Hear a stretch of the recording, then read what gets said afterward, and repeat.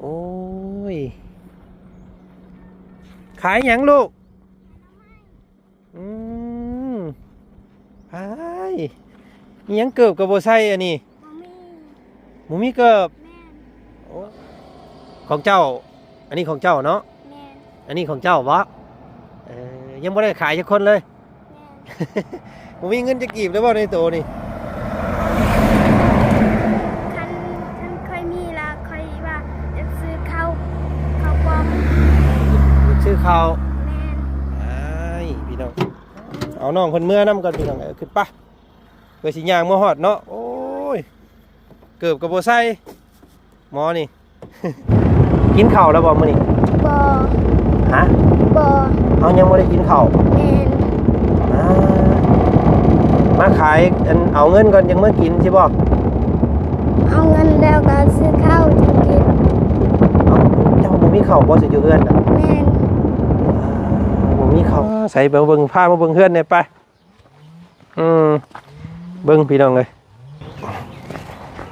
แต่ผมเคยเข้ามาบ้านนี้จักเทื่อพี่น้องเลยเนาะมันอันนั้นไปแล้วมันฮักมาแล้วฮักไปแล้วนี่ลูกสาวแม่นแล้วให้ลูกสาวไปขายยังมื้อนี่ขายทำไมไปหาเราหาเองทำไมแต่เช่าเมื่อยไปรับจ้างชามชี้มือแล้วก็บ่ได้พักผ่อนเนาะมาแล้วก็ชื่อข้าวกระป๋องก็ลูกว่าแม่เอ้ยเจ้าอยู่เรือนพักผ่อนก้อนว่ะแม่นดีบ่เรา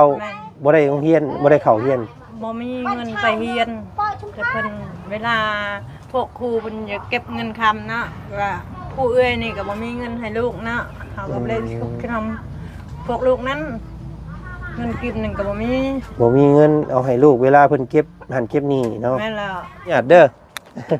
ไปเด้อโอ้ยมันโอ้ได้มันฮักบ่แล้วเฮ้ยอันนี้มึงรับมึงนอนเพิ่นโอ้มาทางนี้ยังมุนเฮือนเล่าเนาะโอ้ยมาเบิ่งข้างนี่แห้งกระเต็กพี่น้องเอ้ยไปบ่แล้วโอ้ยเนาะ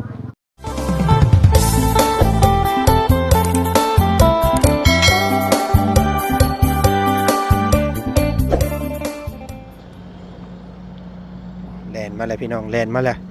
เนาะตัวอีหยังอันนั้นเกือบกับโบไซโอ้ยขายหยังลูกขายอีหยังเกือบกับโบไซอันนี้หมูมีเกือบโอ้ยเบิ่งหันพี่น้องเลยชี้ย่างไปขายใช้ลูกผู้ตลาดผู้โดนนี่อย่างแน่ยอดหมักบวบครับอันหน่อไม้อีหล่าเอ้ยพี่น้องเอ้ยเนาะมากัน2คนนี่บ่มาแต่บ้านไหนบ้านแกงแปรโอ้มาแต่บ้านแกงแปรผู้แม่นโอ้ยแล้วเว้าก็สิไปทางนั้นพอดีอยู่ย่างมาแต่ฮอดแต่พุ่นบ่นี่มั้ยย่างมาแต่พุ่นบ่แม่นไปฮอดพุ่นเลยไปฮอดอันเจ้าย่างมาบ่แต่ขายแม่นย่างมาได้ขายจักถุงเลยลูกได้ขายจักอันเลยบ่มีไผซื้อโอ้ยพี่น้องไอ้เนาะของเจ้าอันนี้ของเจ้าเนาะอันนี้ของเจ้าวะยังบ่ได้ขายจักคนเลยบ่มีเงินจะกีบได้บ่ในโตนี่เคยมีละเคยว่าจะซื้อข้าวปลอมซื้อข้าวแม่นไอ้พี่น้องไอ้เกิบกับบ่มีใส่เนาะเก็บแล้วตีนเนาะพอสิย่างฮอดเนาะมาเดี๋ยวเราว่าสิซื้อซอยถุงเท่าไรลูกถุงเท่าไรถุง10,000พักได้สักพักเด้พักกับ10คือกันของอีหล่าเด้10คือกันไปหาเองบ่ลูกโดยเนาะคือบ่ใส่เกิบบ่มีเกิบบ่มีอันอยู่เฮือนกับบ่มีบ่สร้างเป็นแท้พี่น้องใส่เท้าเป่าย่างขายเลยมื้อนี้เนาะแม่นเอ้ยน้องกันบ่แม่นอันหมู่กันแม่น อีหลาซื้อหยังนี่ ซื้อข้าว อันซื้อเจ้านั่น ซื้อค่อยซื้อนก ซื้อนก แมน ซื้อนางนกน้อย แมน จักปีแล้วลูก 10 ปี 10 ปีล่ะ แมน โอ้ยพี่น้องเนาะ10 ปีเข้าเฮียนอยู่บ่ บ่ บ่ได้เข้า แมน เอ้าบ่เคยเข้าบ่ บ่เคย เอ้าอ่านหนังสือก็บ่เป็นเด้อนี่ แมน อ้าย อีนางเด้ซั่นชื่อนี่ใดเจ้าลูก แว ชื่อ แว ชื่อแหวโอ้ชื่อน้องแหวจักปีได้เจ้าลูก เอ็ด 11ผู้นี้10 ปีเนาะผู้นี้มีเกิบอยู่ผู้นี้พี่น้องเอ้ยเนาะมาเดี๋ยวตามเราเบาอันอันบ่ขายเบิดเลยอันสิเอาเงินไปเฮ็ดหยังก่อนเจ้าว่า ซื้อข้าว ซื้อข้าวสมมุติว่าอ้ายซื้อซอยเจ้าเบิดนี่เจ้าสิเมื่อบ่หรือว่าเจ้าสิไปตลาด เมื่อพุ่นอยู่พุ่นกามีข้าว โอ้เมื่อซื้ออยู่พ่นเอา แมน ไปสมมาผิดปะเมื่อบ่นำระเบ้าขึ้นบ่ระเบ้าก็สิไปทางนั้นพอดีเมื่อเนาะ โดย บ่ย่านบ่ บ่ โอ้ยพี่น้องเอ้ยเนาะมาเดี๋ยวระเบ้าสิซื้อซอยเด้อ โดย เบิ่งก่อนพี่น้องเอ้ยเนาะเพื่ออะไรไผย่อยมาเนาะอะไรพี่น้องเนาะเดี๋ยวเด้อหนึ่งเบาอันนี้ก่อนใส่ละพี่น้องเงินก่อนเด้อเดี๋ยวอันฮอดบ้านเจ้าเลยจังสิจ่ายเงินเนาะเดี๋ยวเราว่าสิเอาเงินให้เด้อ โดย ขึ้นรถก่อนไปขึ้นรถก่อนเนาะเอาน้องคนเมื่อนํกันพี่น้องเอ้ยขึ้นไปเพื่อสิย่างเมื่อฮอดเนาะโอ้ยเกือบกับโบไซหมอนี่ นั่งถ่ายอยู่หันแป๊บหนึงนะลูกเด้อนั่งถ่ายแป๊บหนึงเอาเนาะอันเบาบุญจอดอันอยู่บ้านเก้งแปรให้นี่เด้อ น้องบ้านเก่งเปบ่ แมนน้องเพิ่นว่าย่างมาขายยังบ่ได้ขายอยู่แล้วอ่ะพี่น้องก็บ่ใส่เกิบซับเดี๋ยวสินั่งน้ำน้องเพิ่นก่อน โดยบางแดนฮ้อนเนาะ เนาะโอ้ยพี่น้องเอ้ยจอดบ้านเก้งแปรเด้อ พี่น้องเนาะทักทายสบายดีพ่อแม่พี่น้องกันเบิดสุขุสุขวันมื้อนี้ทางบ่าวจันกำลังสิเดินทางลงไปบ้านน้องบุษบาเพิ่นเนาะมาแล้วพบกับน้องน้อยเพิ่นนี่พี่น้องเอ้ยไปเนาะนั่งดีๆนะลูกเด้อ โดย เสื้อก็ขาดเนาะฮ้อนบ่ลูกฮ้อนบ่ฮ้อนเนาะเพื่อไหลไข่ย่อยพี่น้องเอ้ยซื้อน้องนกเนาะ แมน นั่งนกผู้นี้นั่งแหว เมนมาดูผู้นี้มีกบเจ้าคือบ่ใส่กบคือบ่เฮ็ดบ่มี แมน นี่เนาะเอาเดี๋ยวเราเบาสิซื้อซอยเด้อ โดย เนาะอันนี้ได้20,000คือได้หน่อยแท้ลูกคือบ่หาหลายๆเนี่ย หาหน่อยกันพ่อส อื่นหามาอีก แมน โอ้ยเดี๋ยวเราเอานิบไม้ให้เจ้านี่นะ โดย เสื้อก็ขาดได้นี่พี่น้องอึ๊บเพื่อนเจ้าไก่ทางบ่ โมแมน อยู่ไก่ทางอยู่บ่ แมน เอาเดี๋ยวสิเมื่อส่งน้องเพิ่นก่อนมื้อนี้พี่น้องเอ้ยเนาะ โดย นี่บรรยากาศตอนใกล้สิเที่ยงแดดร้อนๆมื้อนี้พี่น้องเอ้ยเนาะพ่อน้องน้อย2คนย่างเท้าเกิบก็บ่ใส่เอ้ยกินข้าวแล้วบ่มื้อนี้ บอ ฮะ บอ เอายังบ่ได้กินข้าว แมน มาขายเอาเงินก่อนยังเมื่อกินใช่ป่ะ เอาเงินแล้วก็ซื้อข้าวจะกิน เจ้าบ่มีข้าวบ่สิอยู่เฮือนน่ะ แมน บ่มีข้าวกินพี่น้องเอ้ยเราสินั่งกันเด้อ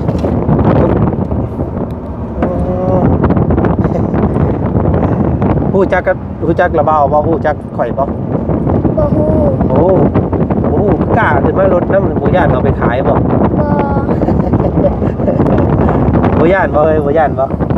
ฮะบ่เนาะ สร้างบ่ญาติเด้อนี่เอาไปอ่าลงไปสวรรค์น้ำเลยแล้วเด้อเจ้าเด้อเนาะอย่าไปขึ้นรถน้ำคนตัวทีบเด้อบัดหน้าเด้อ โดย เบิ่งเพิ่นซะก่อนจังไปเนาะเทื่อบ่แม่นพวกอ้ายเด้เทื่อผู้อื่นพวกเพิ่นจับเด็กน้อยเด้บ่ได้เด้เนาะเอาไปขายเด้ พี่น้องนะทักทายสบายดีมื้อนี้พี่น้องเนาะกันเบิดสุขุสุขคนเพื่อนเจ้ามีจักคนเพื่อนเจ้า 4 5เฮือนก่อยแม่พ่อน้องคนหนึง อ๋อแม่พ่อแล้วก็มีน้องเจ้าอีก น้องผู้หนึง เอ้ยมีบ่ เอ้ยผู้หนึง เอ้ยผู้หนึงอ้ายเด้ อายบ่มี หนึ่งเจ้าสองน้องสามเอ้ยสี่แม่หาพ่อเนาะ แม่น หาคนเนาะ แม่น พ่อแม่อยู่น้ำกันเบิดบ่ แม่นพ่อก็ไปรับจ้างจีนแล้ว พ่อไปเฮ็ดเวียกอยู่ทางโรงงานจีน แม่อยู่เพื่อนบ่ แม่น พี่น้อง ยังไม่ได้กินข้าวหิวบ่หิวข้าวบ่ อยู่ เนาะพี่น้องจังได๋เบิ่งเงินก่อนเงินชื่อซอยน้องเพิ่นก่อนพี่น้องเอ้ยเนาะไกลเด้อเด้นี่พี่น้องเอ้ยโอ้หลายกิโลเด้อเนาะเพื่อสิมาฮอดย่างเลาะไปนี่บ่ แม่น อ๋อโตโอ้ได้เลยนี่2กิโลเนาะขี่รถมานี่พี่น้องเอ้ยเนาะแบ่งมาหน่อไม้พี่น้องคนละ2ถุงหิวต้องแต่งไปเนาะ แม่น ผมมาพ่อน้องเพิ่นแบบบังเอิญอีกแล้วมื้อนี้พี่น้องเอ้ยเนาะฮอดแล้วบอกเด้อหม่องไหนบ้านยังบ่แม่นบ่ แม่น ไปอีกเนาะไปอีกฮอดแล้วบอกเด้อมันเข้าในบ่ แม่น เดี๋ยวสิตามมาเบิ่งเพื่อนน้องเพิ่นก่อนสันพี่น้องเลยเนาะ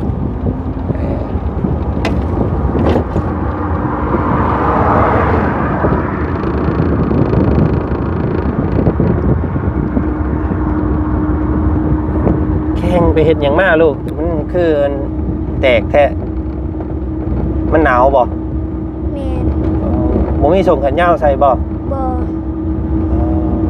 พี่น้องเอ้ยเนาะ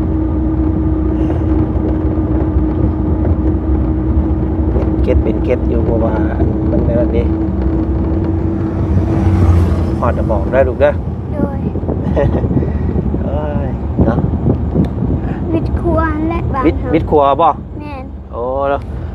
อันภาคครัวไปเด้อน้องเพิ่นว่าภาคครัวไปอันนี้บ้านแก้งแปรเนาะนี่เนาะ แม่น อ๋อนี่พี่น้องฮอดเด้อบ้านแก้งแปรประมาณ3 กิโลพี่น้องไอ้น้องเพิ่นย่างเนาะโอ้นี่รถช่ำเนาะ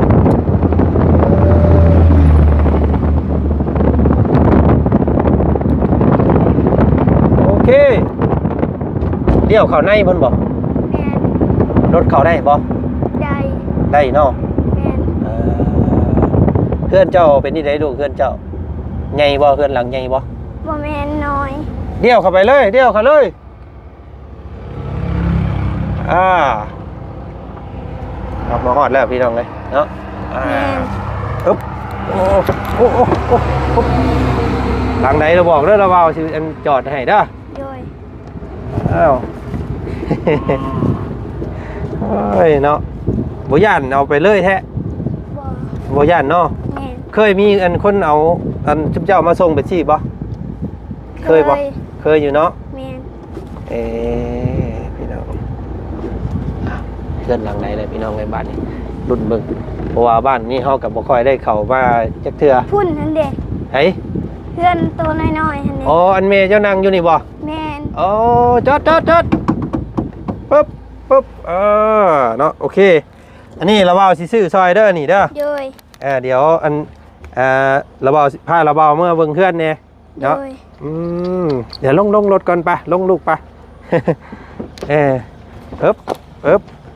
ชึกจัก นี่เอาดีก่อนเด้อพากันเด้อลูกจะพาเอาเงินก่อนลูกเอาเงินก่อน มายืนเฮี้ยงกันเอาเงินก่อนเดี๋ยวว่าสิจ่ายเงินก่อนเนาะ20,000ของเจ้าเนาะ แม่น ของอีหลาก็20,000บ่ แม่น เพื่อนน้องเพิ่น นี่ อันเมนั่งอยู่หั่นเดี๋ยวเราว่าสิซื้อซอยเด้อลูกเด้อ โดย เนาะคนละ20,000เอาไปเฮ็ดที่ได้กินลูกกันนี่ อันนี้ก็แกงใส่หน่อไม้นี่ เอาแกงใส่หน่อไม้อันนี้เนาะ แม่น แซ่บเนาะ แม่น บ่ใส่เกิบย่างตีนเป่าเป็นสิเลยพี่น้องเอ้ย บ่ได้ตีนบ่ เจ็บคือกัน แต่ว่าบ่มี ผู้นี้ก็เกิบขาดแล้วผู้นี้ก็เพื่อนเจ้าได้สะลูกเพื่อนเจ้าหลังนี้อันแม่นพัดเข่านี่บ่โอ้ แม่ลาวก็ตาบอด โอ้เมตาบอดพี่น้องเดี๋ยวจ่ายเงินก่อนเดี๋ยวจ่ายเงินให้เพิ่นก่อนเดี๋ยวจึงไปเบิ่งเพื่อนเนาะลูกเนาะ โดย ของเจ้าก็20,000บ่ลูก20,000นี่เราว่าสิเอาให้30เลยเด้อเดี๋ยวจ้ะ ให้เข้าโรงเรียนอยู่บ่ตัว เข้า โอ้อยู่ปอหยัง ปอซี ปอ4แหละตั้งใจเรียนเด้อเจ้าเด้อผู้นี้บ่มีเกิบผู้นี้โอ้ยพี่น้องเอ้ยเนาะเอาให้50รถเจ้าเอา ใจ พี่น้อง เด้อ ผู้นี้เอาเบิดแล้วลูกเอาเคาะถุงไข่เลยค่อยกัน เบิดแล้วบาทนี่พี่น้องเอ้ยจกเดี๋ยวแต่เหรียญบาทนี่อันนี้เอาบ่เหรียญบาทนี่ เอา ฮะ เอา ห่วยเจ้าสิซื้อเป็นบ่ เป็นอยู่ เจ้าฮู้ว่ามันคือเหรียญอีหยังนี่เบิ่งอยู่ เรียนพระ บ่แม่นอันเหรียญบาทเหรียญเงินไทย แม่น เงินไทยมันซื้อบ่ได้บ้านเฮาซื้อบ่ได้เด้อ โดย แต่ว่าเจ้าจะเอาก็เอาเดี๋ยว ใจเด้อ เราว่าสิเอาไว้เอาเก็บไว้ซื้อเด้อตัวนี้ซื้อบ่ได้เด้อเนาะ โดย อันนั้นแม่เจ้าบ่นะ แม่น พี่น้องไงเนาะป้าเดี๋ยวพาเราเบามาเบิ่งเพื่อนเจ้าเนี่ยอีหล่าเด้อ โดย เดี๋ยวเจ้าเมื่อเพื่อนเจ้าเลิศเนาะเดี๋ยวเราเบาสิตามไปเด้อเนาะขอบใจได้หลายเนาะใส่เบิ่งผ้ามาเบิ่งเพื่อนเนี่ยไปเบิ่งพี่น้องเลยถ้าผมเคยเข้ามาบ้านนี้จักเทื่อพี่น้องเลยเนาะจักลูกผู้ใดย่างตามทางก็เลยเห็นน้องเพิ่น ลูกเฮานี่ ลูกเจ้าบ่ แม่นล่ะ โอ้สบายดีเนาะใช้เฮือนเจ้าพามาเบิ่งแน่พามาเบิ่งแน่เนาะเอาหลังนี่บ่เฮือนน่ะ แม่นล่ะ โอ้ยพี่น้องตัวเฮือน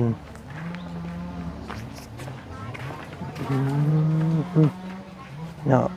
ลูกเนี่ย ขึ้นรถล่ะว่าขึ้นนั่งเฮือนไปเนาะมันอันนั้นไปแล้วมัน มันฮักมาแล้ว ฮักไปแล้วอันนี่ แม่นล่ะ อ้าย เงิน นะ ทำกับบ่มีรับจ้างคนจีนเมื่อวานกับบัตรชื่อข้าวกระป๋องได้ทองปอก โอ้โดยพี่น้องไงเนาะขออนุญาตขึ้นนั่งน้ำเนเด้อ โดย นั่งกับยองนั่งไปสิเอาพี่น้องกับมันฮักไปเลยเนาะ แม่นล่ะ อันนี้ลูกสาว แม่นล่ะ ให้ลูกสาวไปขายอิหยังมื้อนี่ ท้ายทำไม ไปหา เราหาเองก็แม่แต่เช่าเมื่อยไปรับจ้างชามชี้มือแล้วก็บ่ได้พักผ่อนเนาะมาแล้วก็ชื่อข้าวกระป๋อง โอ้ ก็ลูกว่าแม่เอ้ยเจ้าอยู่เฮือนพักผ่อนก่อนว่าเฮาจะไปหาใหม่เอาเลยอยู่เฮือน ก็เลยอยู่เฮือน นั่นแหละ ให้ลูกไปขายไล่2 ถุงเนาะ นั่นแหละ คือเล่าคือบ่ถือเกิบไป จักน้ำลาวโอ้โหกันเผายังน้ำหลังหมู่ไปยังหมู่ไปปะเนาะ เราว่าบ่มีเกิบเราว่าพี่น้อ นั่ ง นแหละก็บัดขาดไปแล้ว อันขออนุญาตนะพี่น้องขอถามหน่อยเด้ออันนี้เฮือนแท้ๆเฮือนเจ้าแท้ๆนี่บ่ แม่นล่ะ อยู่นํกันจักคนเฮือนนี่ 5 คนเฉพาะเฮือนนี่ มีเจ้าแล้วก็ผัว แม่น แล้วก็ลูก แม่นล่ะ ลูกผู้ใหญ่เนาะ แม่นล่ะ ผู้นี้คนที่เท่าไหร่ผู้นี้ ผู้นี้ที่ชอง แล้วก็ลูกผู้น้อย ผู้น้อย อันนี้บ่ผู้น้อยนี่บ่ แม่นล่ะ อยากขึ้นมานั่งนำกันไว้ลูกชาลาเลย ลูกสาวหลาบ่ผู้นี้ แม่นล่ะ โอ้มานั่งนำแม่ไว้เนาะสบายดีลูกนั่งงามๆ นั่งตะหมอบนี่ล่ะเนาะนั่งตะหมอบงามๆเออแม่นดีบ่เราบ่ได้โรงเรียนบ่ได้เข้าเรียน บ่มีเงินไปเรียนแต่เพิ่นเวลาพวกครูเพิ่นจะเก็บเงินคำเนาะว่าผู้เอื้อยนี่ก็บ่มีเงินให้ลูกเนาะเขาก็เลยทำพวกลูกนั้นเงินกินนึงก็บ่มี บ่มีเงินเอาให้ลูกเวลาเพิ่นเก็บหันเก็บนี่เนาะ แม่นแล้ว ก็เลยบ่ได้ให้เราเข้าเลยบัดนี้ ก็บ่ได้ให้เราเข้าไปบัดนี้ ผู้นี้ได้ซั่น ผู้นี้ก็บ่ได้ไปเพื่อนเฉพาะว่าพวกครูนั่น3-4 มื้อเก็บเงิน เอื้อยนี่บ่มีเงินให้จะเอามาที่ใช้เนาะ ก็เลยบ่ได้ตัดปัญหาบ่ให้ลูกไปซะเนาะ นั่นแหละ ผัวไปใช้อะไรซั่นมื้อนี้ ผัวไปรับจ้าง รับจ้างงานหยัง คนมัน ไปก้นมันหมู คำบ่ได้มาเนาะ ทำไปแล้ว บางเถื่อมาบางเถื่อนอนเลยปู พี่ ให้นอนก็นอน โตเนาะดินดอนตอนหญ้าเฮือนซ่านนี่ แต่ เป็น วันเดียวนี่ละน้อยๆเดียวนี่แหละเด่นกัน เวลาพาลมฝนตกมันบ่หัวบ่โทบ่เอ้ย หัวแล้วก็อยู่ไปอยู่นี่แล้วหัวอย่ามันเฮ็ดอะไรเฮือนของเฮา ขี้ได้คือเฮือนเฮาเนาะ มาแล้ว เราว่าเรายังบ่ได้กินข้าวบ่ ยัง อีกโมงเลยนี่พี่น้องเอ้ยยังบ่ได้กินข้าวเช้าบ่ ยัง โตหิวข้าวแล้วสิลูกเนาะ อันขอโทษเอ้ยอันซื้อนี่ไหนเจ้า คันตี คันตี แม่นแล้ว เอ้ยคันตีเนาะ แม่นแล้ว จักปีเลยเอ้ย บ่ฮู้เฮือน มีแต่ลูก3คนเนาะ 4 คน สี่ แม่นแล้วผู้หนึงเอาผัวแล้ว อ๋อและอันอีกผู้หนึงได้สิไปทางใดล่ะ ผู้หนึงไปรับจ้าง ผู้หญิงบ่ แม่นแล้ว โอ้ผู้หญิงเบิดเลย แม่นแล้ว สี่สาวผู้หญิงอ้อยต้อย แม่นแล้ว เฮ็ดเป็นแท้นี่พี่น้องไงเนาะได้แต่ลูกเคยแล้วสักหน่อยนี่เนาะ เคยแล้วอยู่เป็นพาวเวอร์ นี่พี่น้องไงเอ้าอันนี้เพิ่นซื้อได้ก็ นก นางนก แม่นแล้ว แมน น้องนกน้อยว่าจันเอิ้นเพิ่นนกน้อยเมื่อกี้นี่พี่น้องไงผู้นี้เด้ นางชุก น้องซุกเนาะจักปีเด้ผู้นี้ 13 ปี 13แล้วบ่ลูก แม่นแล้ว น้องเพิ่นบอกเมื่อกี้นี่ประมาณ10แล้วว่าพี่ อ๋อ 13แหละ แม่นแล้ว ตัวน้อยๆหนึง13ได้ก็ได้เนาะ น้อยแต่ว่าอายุมันแก่เนาะคนบัดไปสุขภาพมันกินบ่เพียงพอมันลดลงไป ผู้นี้ได้จักปี คนนี้10 ปี ใช้เสื้อข้าวน้ำเอามาให้อีหลาเพิ่นกินนี่แล้วว่ามีแนวกินมาให้อยู่นี่เนาะลาบซีนแล้วว่าซื้อน้ำหั่นค่าเพิ่นว่าสิไปฝากน้องบุตรเพิ่นแต่ว่าสิมาฝากเจ้าก่อนมื้อนี้เนาะใช้อันในเฮือนในซ่านพักอยู่แบบใดนี่เบิ่งอยู่หันเอ้ย เอ้าก็บ่หมด หาแล้วเบิ่งได้บ่ บ่ได้ โอ้เบิ่งขออนุญาตเด้อ เอาไปเด้อ โอ้ยมันอันโอ้ ลมได้มันหักบ่หลัง เฮ้ย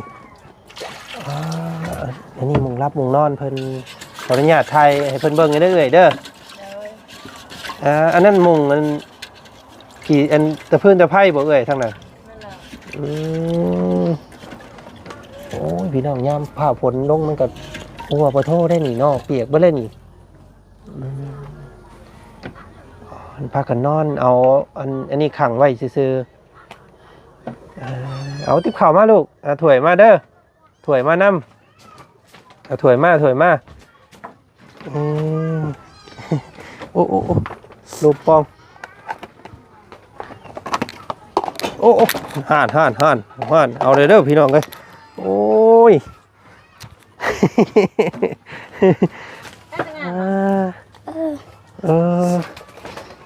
เนาะเอามาพี่น้องไงเนาะใส่เข่ามีบ่โอ้กินกับยังซั่นอันนี้มียังกินอันนี้ ชิ้นพวกพี่น้องกันให้ เอาอันลูกอันแล้วว่าเอาให้เด้อ โดยใจ เอากินเนาะกินให้เบิ่งเนี่ย ลาบซีนเคยกินบ่ลาบซีนเคยบ่ฮะเคยบ่ลาบซีน แกะกัน ตาย อาหารดีได้อนี่ กินดิบ อ๋อเพิ่นต้องขั่วก่อน เอาขัวก่อนได้สะดวกเด้อ โดย จูไผ่ขัวก่อนเรากินดิบบ่ได้ ดีแล้วเนาะเป็นเด็กน้อยบ่กินดิบเด้อเอากินอันนั้นต้มก่อนเอาแล้วเบาก็อันสั่งดาบดิบมาให้เพิ่นบ่ได้ขัวพี่น้องให้เจ้าขัวเอาเองนะลูกเด้อ โดย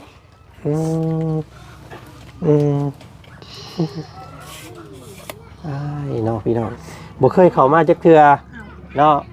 ก็เข้ามาหมู่บ้านนี่ครั้งแรก มากินข้าวนำกันเด้อ เอิ้นป้าเอิ้นลุงแน่มากินข้าวน้ำกันเด้อซั่น มากินข้าวนำกันเด้อ เอากินลูกแซ่บบ่มันน้ำต้มมันซื่อๆอันนี้เนาะลาบซีนต้องเอาไปขั่วก่อนบ่ได้กินข้าวเนาะหิวข้าวเกือบใส่กับบ่มีหิวต้นเต้นไปพี่น้องเอ้ยอันเพื่อนหลังนี่นั่นปุ๊กจักปีแล้วเอ้ย ว่าชิบปลายปีละ ตั้งแต่เอาผัวแรกๆคุณบอก นั่นแหละ อ๋อ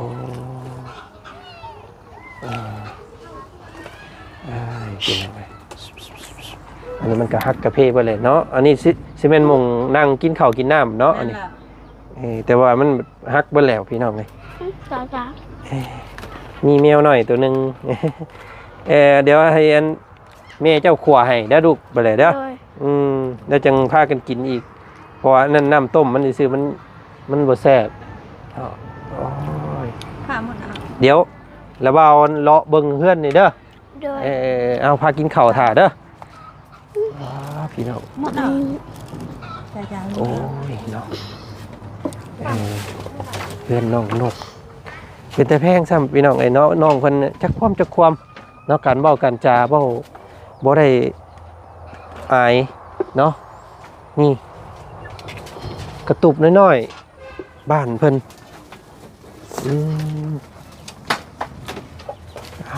พี่น้องเลยเนาะ นี่กระบาด ข้าวของอีหยังเบาจันกับบ่ได้ซื้อมามื้อนี้บ่มีน้ำรถเนาะมีแต่แนวกินซ้ำนี่พี่น้องเลยพักผ่อนเด้อสาอีหล่ะ โดย เนาะเดี๋ยวมีโอกาสเดี๋ยวเราเอาสิเขามาหาใหม่ โดย รอบนี้มาส่งเจ้าสำนีก่อนเนาะ โดย พักผ่อนอยู่เฮือนเวลาน้ำกินน้ำใส่เอามาแต่ใส่เฉย เลยนะ เลย อ๋อน้ำบาดาล แม่ละ น้ำบาดาลหมู่บ้านพี่น้องเลย แม่ละ อันนี้ก็สวนพักเจ้าบ่ แม่ละ อ๋อใครอยู่มันอยู่ใกล้น้ำบาดาลเนาะ แม่ละ กินอยู่หัน กินอยู่หันชายอยู่หันอาบอยู่หัน โอ้ยพี่น้องเลยมีแต่ผู้นี้ได้นักเบียดเนี่ยเนาะ แม่ละ ไปหา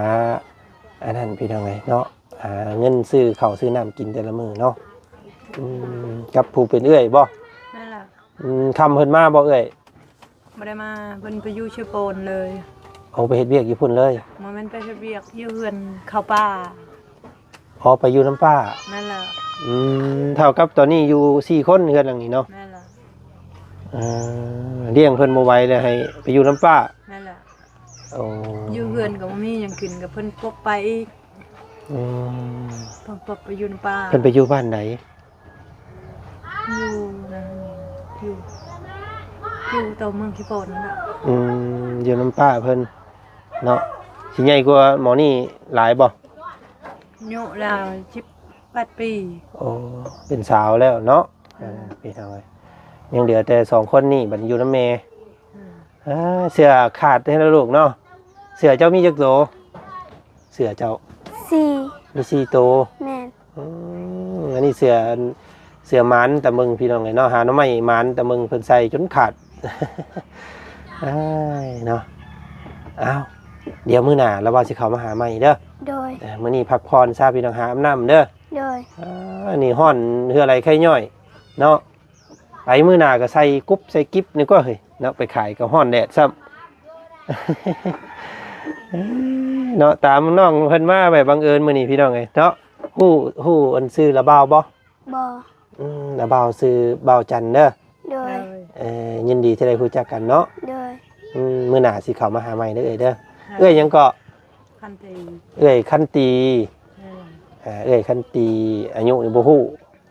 น้องนกน้อย อันนั้นน้องสุกเนาะ นั่นแหละ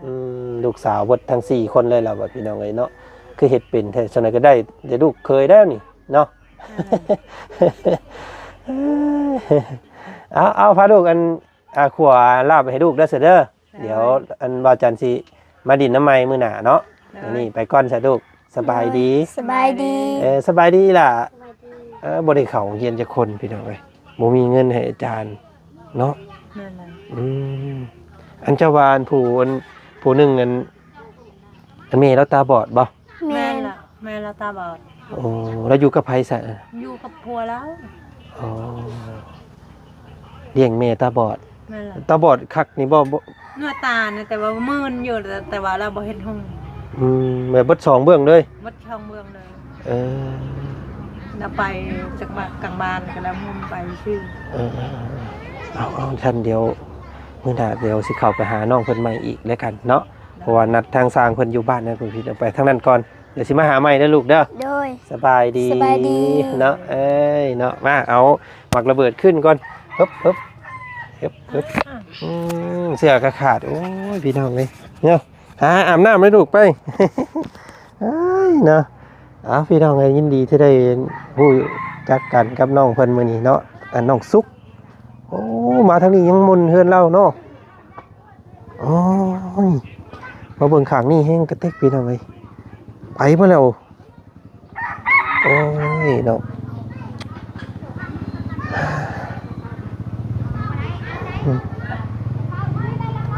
พี่น้องเลยอย่างไรก็เดี๋ยวสิหาทางเข้ามาหาน้องเพิ่นอีกเทื่อหนึงให้ป้าลุงเบิ่งส้มอีกแล้วกันเนาะมื้อนี้เด็กน้อยขยันพี่น้องเนาะตามมาส่งวาวก็เลยซื้อไป2 ถุง50,000เด้อให้เพิ่นเด้อ เก็บไว้เนาะเอาไว้ซื้อข้าวกินนะลูกเด้อเนาะไปเถอะพี่น้องเนาะเป็นจังไดครอบครัวนี่เนาะถ่ายทำให้พี่ให้น้องเบิ่งแบบบังเอิญได้พบได้พ้อกันพี่น้องไงกะเอาเนาะกะฝากFC ผู้ใหญ่ใจดีที่เบิ่งที่ชมอยู่ในตอนนี้กับพิจารณาเบิ่งครอบครัวนี้นำกันเนาะพี่น้องยินดีที่ได้รู้จักกับน้องนกเนาะน้องนกน้อยพี่น้องไปเนาะคลิปนี้ว่าจันขอโตวล่ำลาก่อนอีกคลิปหน้าแล้วกันเนาะมื้อนี้มาส่งฮอดเฮือนถึงซ่านโอ้น้องเพิ่นก็บ่ได้ย่านพี่น้องเพราะว่ามันสถานการณ์บีบบังคับเนาะไปคลิปนี้ขอบใจหลายๆขอบพระคุณบัดสักครู่ทุกคนที่เบิ่งที่ชมคลิปนี้จนจบบ่ขาดโฆษณาเนาะขอบพระคุณหลายๆคลิปนี้ไปแล้วพี่น้องเอ้ยสบายดีสวัสดี